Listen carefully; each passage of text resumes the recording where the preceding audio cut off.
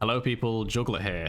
Now I want to talk about add-ons, and more specifically Eerie add-ons for killers, and if you're not sure what they are the most rare add-ons you can get for each killer, and usually they make a killer much stronger, or in some cases change their playstyle completely. However, some of them are, well, there's no way to put it other than terrible.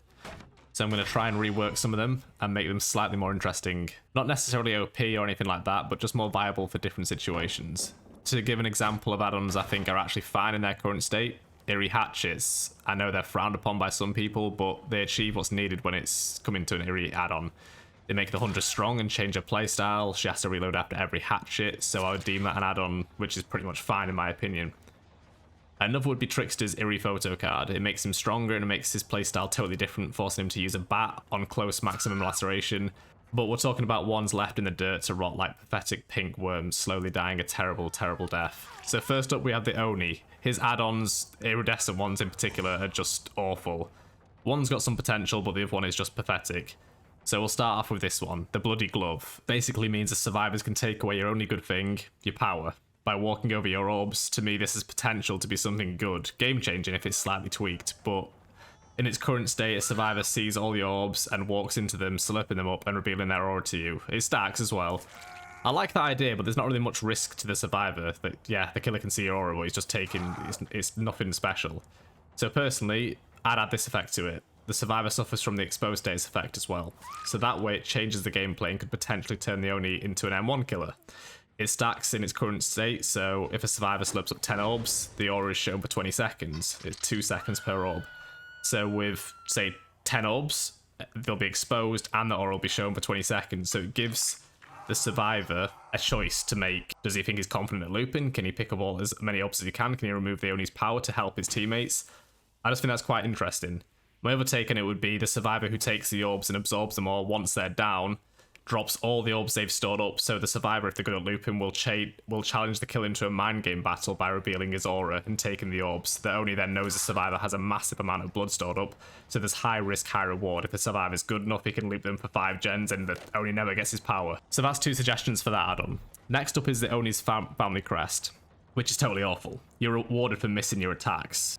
So if you miss your demon strike, you see the auras of all survivors within 24 meters. And I think it should be the opposite. You should be rewarded for getting hits or getting downs, but we're not going to focus on that. We're going to go for something completely different. So I'd change this so that once the Oni is demon dashing, he can break through pallets and doors instantly, similar to the Hillbilly's Lopro chains. Continue a chainsaw sprint after breaking a pallet or wall.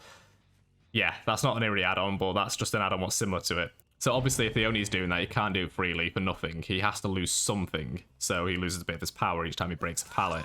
So my suggestion would be, currently, if he downs a survivor, he loses 7 seconds off his power. So I'd say 3 seconds per pallet shredded with this add-on would be kind of fair. So if he just like if you smash 3 pallets what have already been thrown, that's near enough equivalent to a survivor, just 1 less. So to me that's fair, and then survivors will think about throwing pallets or looping, you know, actually making some decisions, not just dropping them all. So that's my suggestion of that. Just turn it into like a train, which would be, it'd be fun to play as well. I don't think it's like OP, I don't think it's, you know, it is game changing, but in a different way. It makes the survivors change how they play once they realize you've got that. Moving on to my next killer, that's the Pyramid Head, and his add-ons to me are absolute garbage. And for someone I think's really fucking cool, it's a shame. So his first one is the Obsidian Goblet. It currently works similar to Insidious, which means you're undetectable whilst you're studying your rights of judgment. I think a simple fix to make this slightly less dogshit is to give it the lingering effect of 10 seconds. Nothing too fancy. It changes the gameplay. You can have an upper hand on mind games when you're on a hard loop, essentially hiding your red stain, or you might even catch someone off guard with a cheeky grab on a gen. So that's all I do for that. Just give it a lingering effect for longer than what it currently is. I think you do get like a slight linger at the moment. It's like 2 or 3 seconds, but it's not great. Next up is the Seal of Metatron. Currently, it allows you to see the aura of survivors who've stood in your trails of torment, and they are suffering from the torment effects once you've put another survivor in a cage. So if you've got 3 people who've got trails of torment effects on them, and you put one of them in the cage, you'll see the auras of the other 3.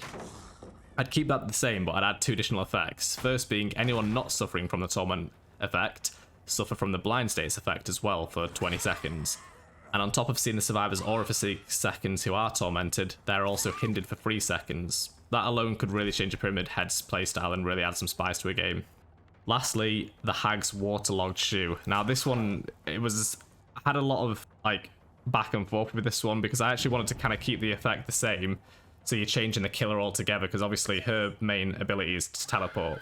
So with the Waterlog shoe, currently it removes your power altogether and makes it so you move at 115% movement speed. So you're now the M1 killer, similar to the Trapper, but your traps are shit.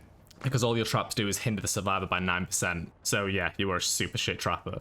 I'd keep it so that you still have the 9% reduction whilst in the trap's radius, but once the trap is triggered by a survivor, the survivor is locked in place for 1 second, and the trap notifies the killer, similar to the traps do now.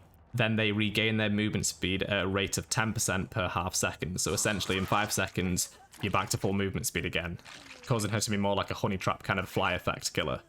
It again would still be removing her power, but at the cost of something much more rewarding. It's still a meme add-on, but it's not so shit.